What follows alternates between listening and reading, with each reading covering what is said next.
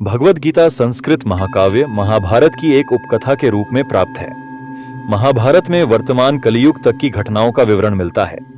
इसी युग के प्रारंभ में आज से लगभग 5000 वर्ष पूर्व भगवान श्री कृष्ण ने अपने परम मित्र अर्जुन को भगवद गीता का उपदेश दिया था। यह वार्ता, जो मानव इतिहास की सबसे महान दार्शनिक तथा धार्मिक वार्ताओं में से एक है, उस महायुद्ध के शुभारंभ के पूर्व हुई थी, जो धृतराष्ट्र के 100 पुत्रों तथा उनके चचेरे भाई पांडवों के मध्य होने वाला एक श्राप युक्त संघर्ष था। धृतराष्ट्र तथा पांडु भाई भाई थे, जिनका जन्म कुरुवंश में हुआ था, और वे राजा भरत के वंशज थे, जिनके नाम पर ही भारतवर्ष का नाम पड़ा। चूंकि बड़ा भाई धृतराष्ट्र जन्म से अंधा था, अतः राज सिंहासन उसे न मिलकर उसके छोटे भाई पांडु को मिला। पांडु की मृत्यु अल्पायु में ही हो गई, अतः उसके 5 पुत्र युधिष्ठिर, भीम, अर्जुन, नकुल तथा सहदेव धृतराष्ट्र की देखरेख में रख दिए गए, क्योंकि उसे कुछ काल के लिए राजा बना दिया गया था। इस प्रकार धृतराष्ट्र तथा पांडु के पुत्र एक ही राजमहल में बड़े हुए। दोनों ही के गुरु द्रोणाचार्य थे और भीष्म पितामह उनके परम आराध्य। धृतराष्ट्र के पुत्रों में विशेषतः सबसे बड़ा पुत्र दुर्योधन पांडवों से घृणा और ईर्ष्या करता था।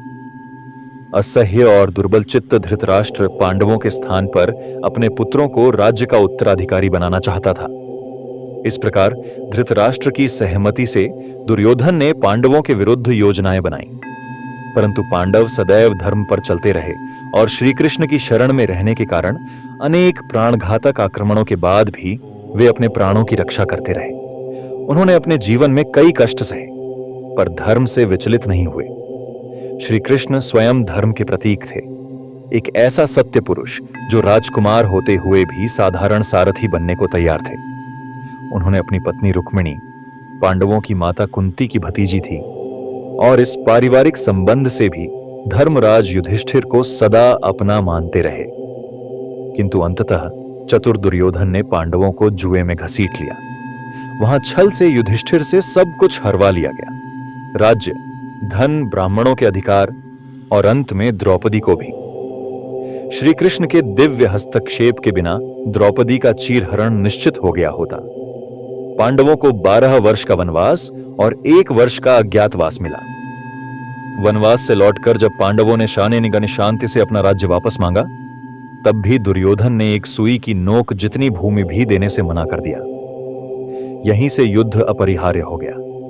पांडवों ने कुरुक्षेत्र युद्ध की तैयारी प्रारंभ की और विश्वरूप भगवान श्री कृष्ण से सहायता मांगी।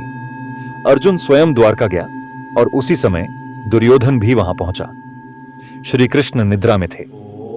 अर्जुन उनके चरणों के पास बैठ गया और दुर्योधन उनके सिरहाने। श्री कृष्ण ने जब नेत्र खोले तो अर्जुन को पहले देखा। फिर उन्होंने दोनों की बात सुनी। दुर्योधन ने पहले कहा, मैं पहले आया हूं, अतः मुझे चुनाव का अधिकार है।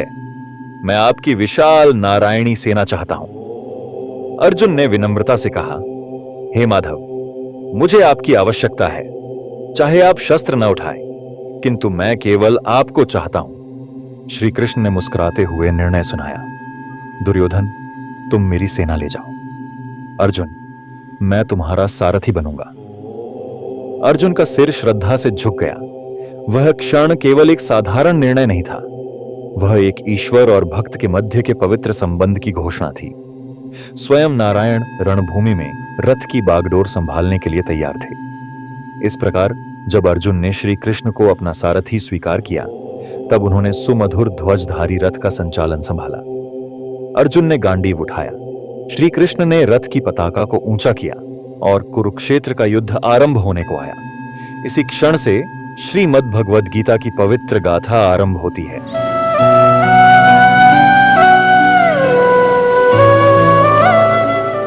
यहीं से आरंभ हुआ वो दिव्य ग्रंथ श्रीमद् भगवद गीता, जिसे आज भी हम श्रद्धा से पढ़ते हैं, सुनते हैं, जीने की कोशिश करते हैं। यह गीता महाभारत के भीष्म पर्व का हिस्सा है।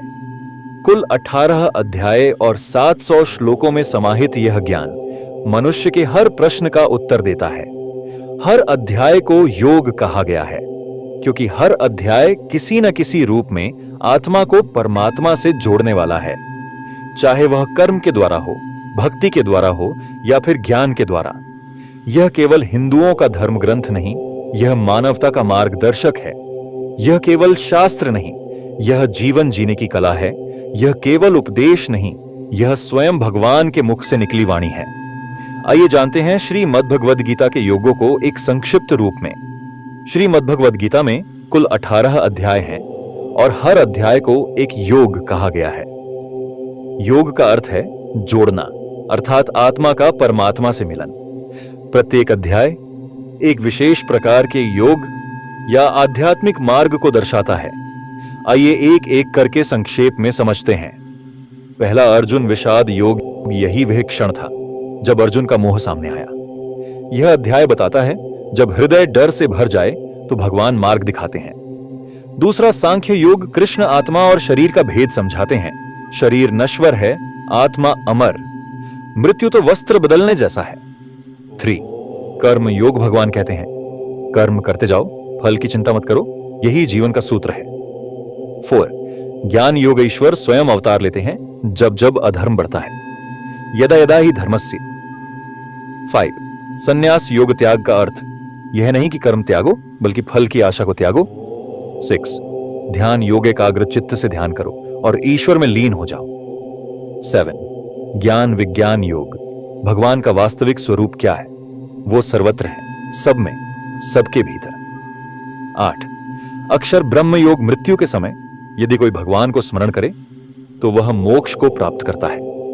9 राजविद्या राजगुह्य योग, सबसे श्रेष्ठ ज्ञान, भक्ति और समर्पण ही सच्ची पूजा है।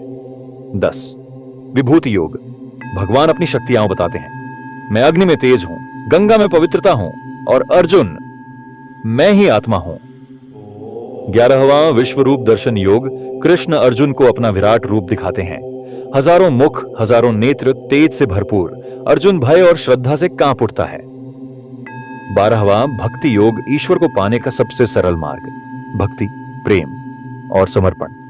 13 क्षेत्र क्षेत्रज्ञ योग, यह शरीर क्षेत्र है और जो उसे जानता है वो है क्षेत्रज्ञ यानी आत्मा। 14वां गुणत्रय विभाग योग, सभी कार्य 3 गुणों से होते हैं, सत्व, शांति, रजस, क्रिया, तमस, अज्ञान। 15वां पुरुषोत्तम योग, भगवान स्वयं को परम पुरुष बताते हैं जो इन तीनों गुणों से परे है। 16 दैवासुर संपद योग, देवता जैसे गुण, सत्य, क्षमा, संयम और असुर जैसे क्रोध, लोभ, अहंकार। 17 श्रद्धा त्रय योग, हर मनुष्य की श्रद्धा उसके स्वभाव के अनुसार होती है। 18 मोक्ष संन्यास योग, अंत में भगवान संपूर्ण ज्ञान का सार बताते हैं। सर्वधर्मान परित्यज्य मामेकम शरणम व्रज, सब कुछ छोड़कर मेरी शरण में आओ, मैं तुम्हें समस्त पापों से मुक्त कर दूंगा। गीता कोई पुराना ग्रंथ नहीं, यह हर युग की पुकार है। जब भी हम जीवन में उलझते हैं, जब हमें समझ नहीं आता कि क्या सही है और क्या गलत, तब गीता का एक श्लोक हमें दिशा दिखाता है। तो आइए हर अध्याय को आत्मसात करें, हर श्लोक को अनुभव करें और इस जीवन को कृष्ण की दृष्टि से देखना प्रारंभ करें। बने रहिए हमारे साथ, क्योंकि अगले एपिसोड में हम लेकर आ रहे हैं श्रीमद् भगवद गीता का प्रथम अध्याय, अर्जुन विषाद योग, जहां से शुरू होती है आत्मा की तलाश, धर्म की गूंज और जीवन के गहरे प्रश्नों की खोज। तब तक के लिए दीजिए हमें अनुमति। नमस्कार। जय श्री कृष्ण।